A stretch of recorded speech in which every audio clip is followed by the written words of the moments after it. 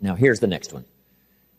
Life is worthwhile if you care.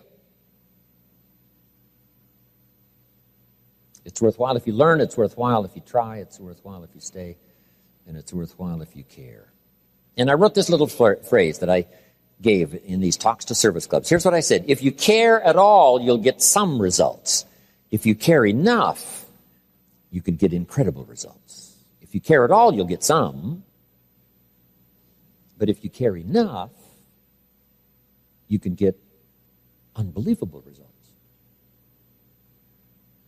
So the key, I'm sure, of people who spend this kind of money and this kind of time searching for ideas for the future, you are the people who would do that. Not just to care at all, but to care enough. To care enough to make a difference. To care enough to turn somebody around. To care enough to start a new enterprise. To care enough to change it all. To care enough to be the highest producer. To care enough to set some records. To care enough to win. Okay. So that was my little talk to service clubs when I first got started. Right? That's how I started. Communication wasn't that easy for me when I first started. My first little talk in this little business Mr. Schoaf invited me into, my first little talk, I stood up, my mind sat back down, right? I opened my mouth and nothing came out. My knees were banging together and sweat pouring off my face. It's called terror, in case you haven't tried it, right? But guess what I did? Jot this down now. This is the secret to success. I got up and did it again. Even though I was scared to death, I got up and I did it again. And that second one wasn't too good, but guess what I did? I did it again, and I did it again. And I worked up my courage, and I did it again. I committed to it, and I did it again. And finally, it got to be a little easier. I got a little more acquainted with the art. Incredible. So have something good to say, preparation. Here's some words to help you in preparation. Jot these down. To prepare to have something good to say, keep a keen interest in life and people. Don't let your senses go dull here. Guess what most people are trying to do? Get through the day. Here's what I'm asking this unusual audience to do. Get from the day. Get from the day a clear picture of the drama of human life. Some doing it right, some doing it wrong. Some gathering in, some throwing it away. Some building reputation, some letting it all slide. Get from the day what's happening in politics, right? Read the newspapers, read the magazines, find out what's going on. Get from the periodicals, get from the day, get from what's happening. Get from your job, get from your career, get from the people around you, what's happening in the community. Get all of that. The positive side, the negative side.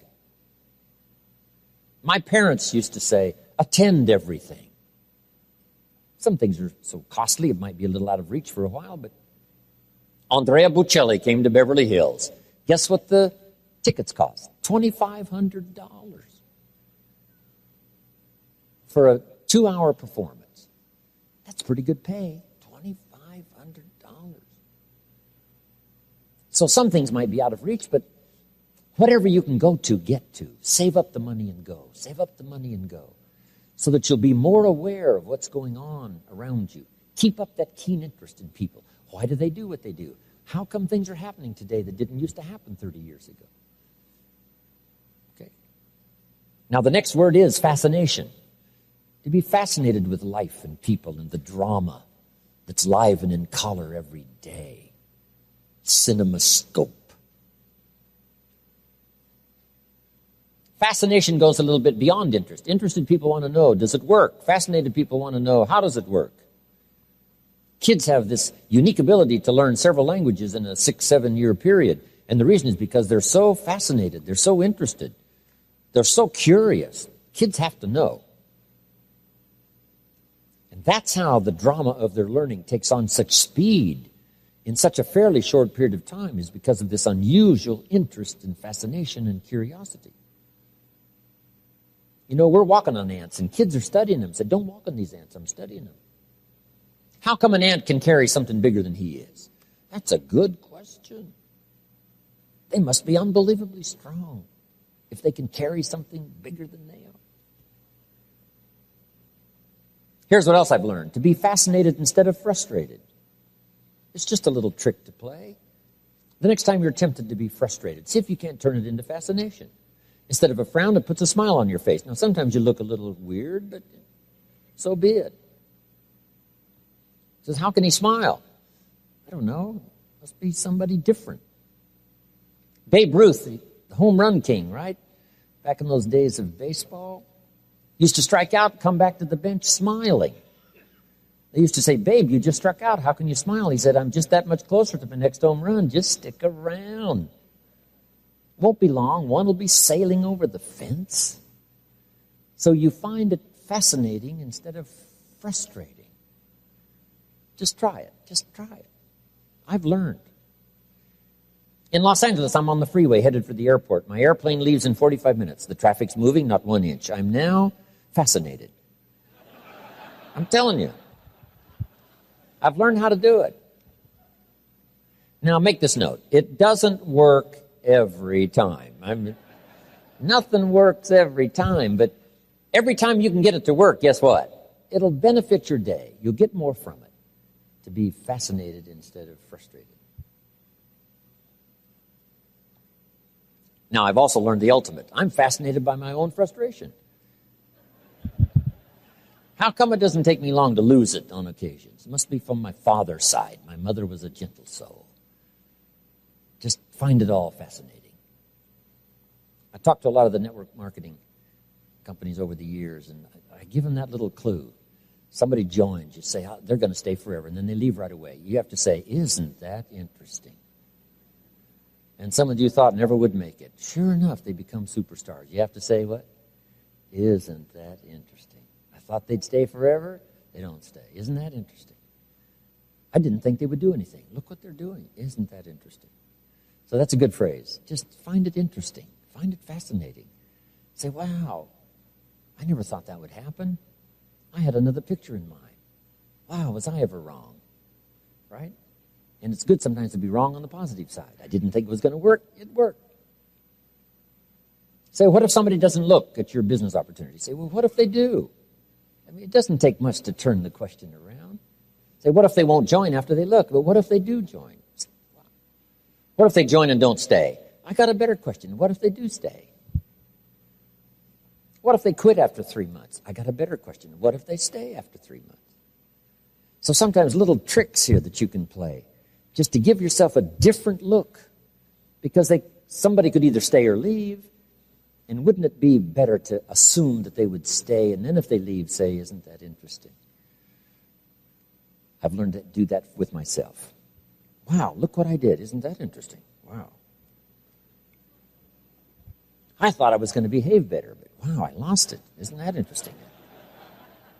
I thought sure that wasn't going to bother me. Sure enough, I thought I had a handle on this. Looks like I got some work to do, right? You just find yourself fascinating and interesting as you journey through life. So give yourself a chance, okay? Now here's the next word that's very important if you want to be a good communicator, and that's sensitivity. Sensitive to someone's drama, someone's trouble, difficulty. As you contemplate your own, now you can be sensitive to someone else. And there's no better way to be helpful than if you do your best to try to understand. Here's the old phrase, we've heard it, let's jot it down this time. Learn to walk in someone's shoes for a while. Try to understand where they are. How come they're in this dilemma? Maybe it's something that I don't know, I don't understand. How come this person is losing his temper when he should keep it? Who knows what might have happened the last 3 weeks? I don't know. Let's give somebody room by trying to understand. Sensitive to someone lashing out, being difficult at the time. Hey, we can handle that. We don't have to retaliate and fight back. Can't we say, hey, maybe there's a good reason why this person behaves in this way? That's an easier way. Sensitivity. Trying to understand. Trying to comprehend the full drama of human experience.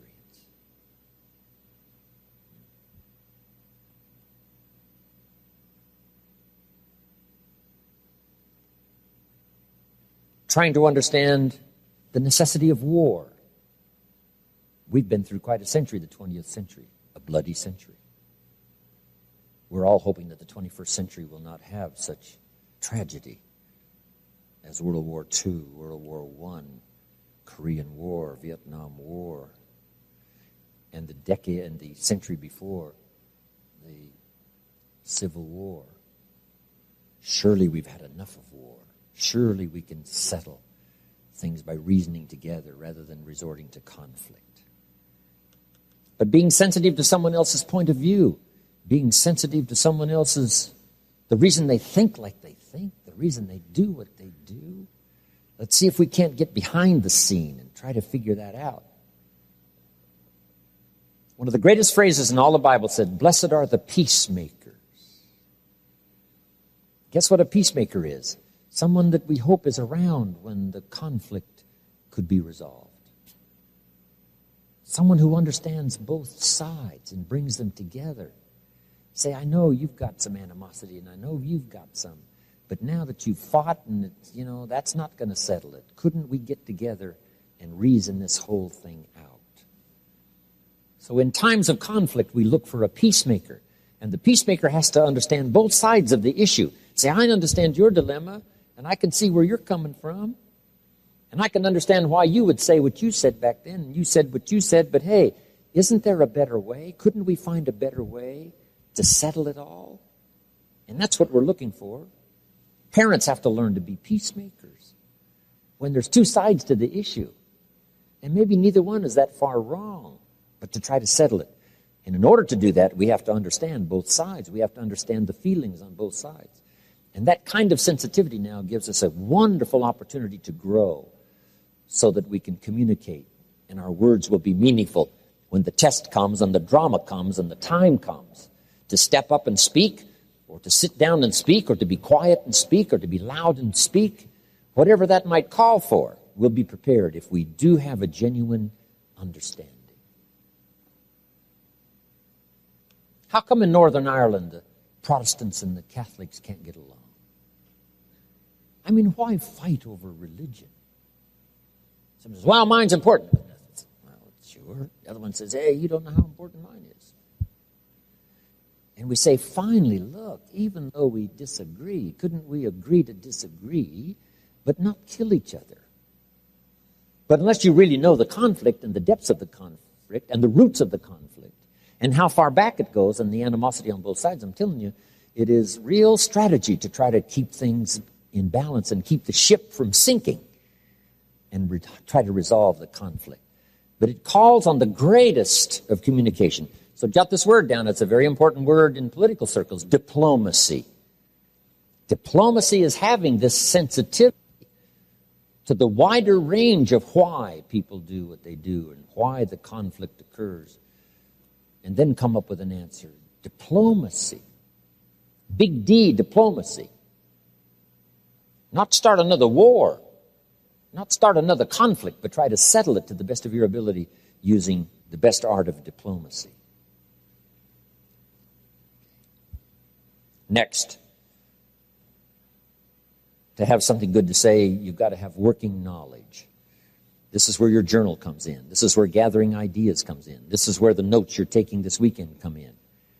This is going to serve for you an incredibly good resource to go back, study, review, and pick up all these ideas that can be useful to you when you get ready to talk, when you get ready to speak, when you get ready to train, when you get ready to conduct a seminar, a lecture, or family council. You'll have something good to say. So don't be lazy in language. Don't be lazy in gathering up ideas. I know it's hard work, but it's work that pays off so immensely. So that's number one. To achieve good communication, have something good to say. Now we've got to move on. Here's number two. Now you've got to say it well. Just because you know something and have plenty to say, now it's very important how you say it. Here's what we teach in sales. It's not so important what you say as how you say it. How you deliver the message. Key phrase, the manner in which you talk about the matter.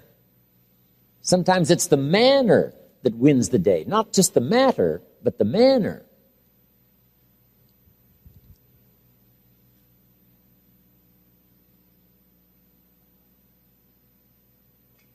What if I invited you to a steak dinner at my house, and you sat down at the plate, had the napkin in your lap, and you were ready? But I backed up to the other side of the dining room, picked up this steak now that's well done, you could smell it, and it is ready to go. And I wind up like a big league ball player and let you have it right in the face. Isn't that one way to present a steak? So, key phrase now, steak in the face. It's difficult for someone to say, thank you very much, take the steak off the face, put it in the plate and eat it. I'm telling you, I'd lose my appetite. Somebody did that with me. So it's a lot different now, a steak in the face and a steak well presented. Same steak. Somebody's hungry. You got the message, you got the steak. But key phrase underlined, the manner in which you deliver the message. The way, the spirit, the sincerity, all that human stuff that we all possess. If that is present in the delivery, now it becomes palatable. Now it becomes reasonable in presentation. Now, saying it well is many things. Jot these down. Number one, repeating it until you can say it well. Repetition is the mother of learning to do it well. This is my 39th year. I should be pretty good by now. Well, I appreciate that. Thank you. Should be. And I intend to get better. I don't want the day to come when someone says, you should have heard Jim Rohn 10 years ago when he was really terrific. I want someone to say, hey, I heard him 10 years ago, but you should hear him today. Hey, he's taken off some of the sharp edges. He digs a little deeper in his own heart and experiences and delivers it a little softly. Or he used to be a little harsh. I want my growth to be obvious. So, learning to say it well is practicing until you get good at it. Here's some other keys. Sincerity. If you present it with sincerity, it's hard to resist a personal appeal. A key that parents need to learn, making a personal appeal. Don't just say it's this way or the highway. Say, no, make a heartfelt personal appeal. I'm telling you, it's difficult for any of us to turn down a heartfelt, sincere personal appeal. That's difficult to resist. That's difficult to dismiss. Somebody coming on to beat you up and, create cruelty with their language, that's easy to dismiss. Not a personal appeal. Here's a few other things on saying it well. Brevity. Now, the better you get, probably the less words you need to say what you want to say.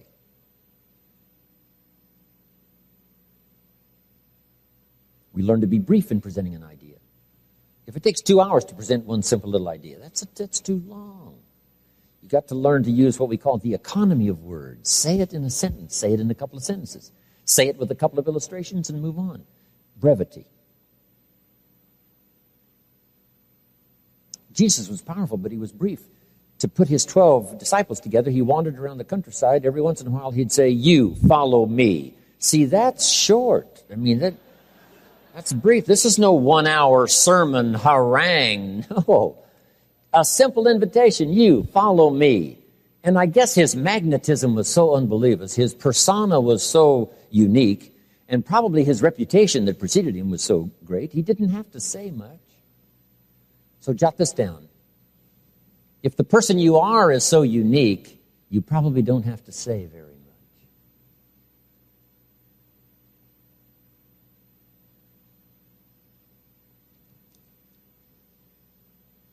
Now, one of the ways to learn to be brief is to talk to kids, because they don't have long to listen. You talk to kids for 30 seconds, and they say, how long is this going to take?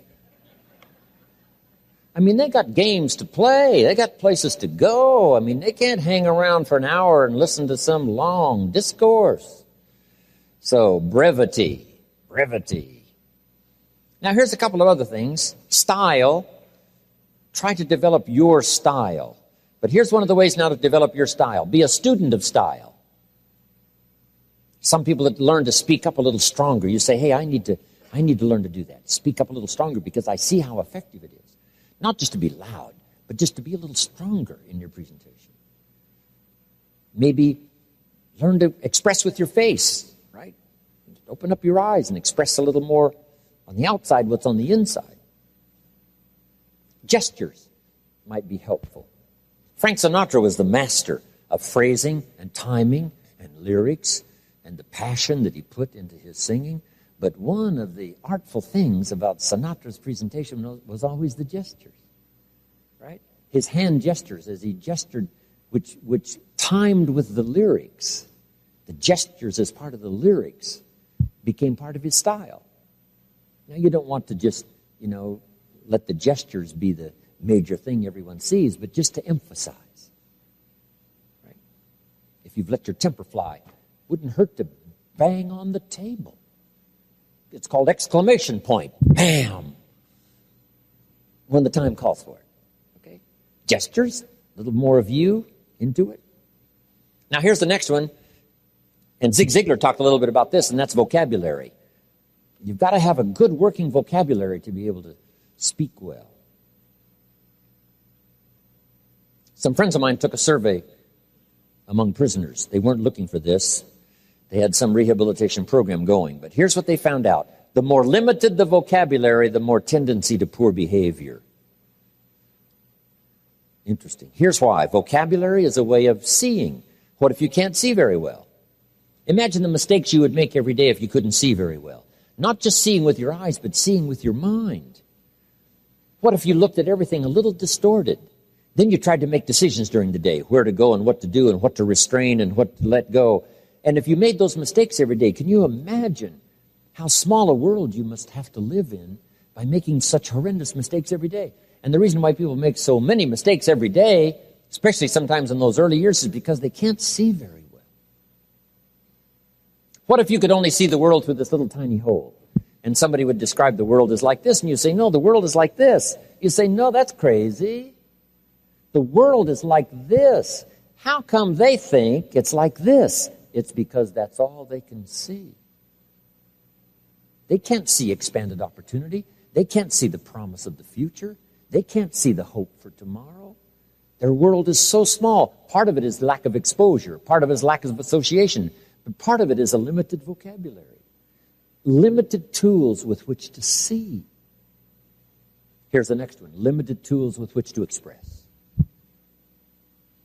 And if you can't express very well what's going on in your head, let alone your heart, you can imagine the mistakes you make. You can imagine the narrow, small world you live in. Finally, you only need a place 8 by 10 to live because your world is so small from lack of sight. So keep working on your vocabulary. Next, in saying it well, don't fail to say it because you need the practice.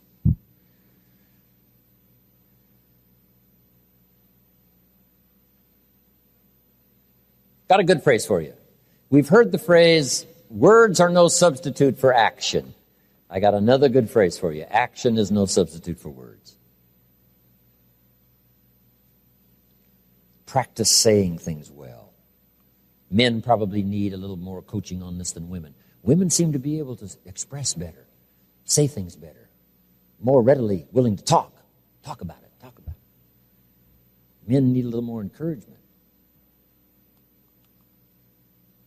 Don't let some act do all your talking. It's okay to give someone flowers, but flowers have a limited vocabulary. About the best flowers can say is, you remembered. That's about it. Flowers don't say, nobody in this world affects me like you do. See, that you have to put in the little card along with the flowers. So did you make the note? Don't let flowers do all the talking. You've got to add the little card. Express something yourself. Long after the flowers are gone, the card will stay with what you've said. When I was married to Judy, she gave me this fabulous watch for my birthday. And the watch was fine, but the words on the back that said, my love for all time, your Judy. See, those words were more valuable than the watch. I've still got the watch. And what's valuable to me is not that I've kept the watch. What's valuable to me is that I've kept the words. Wow. So don't fail to say it. Practice.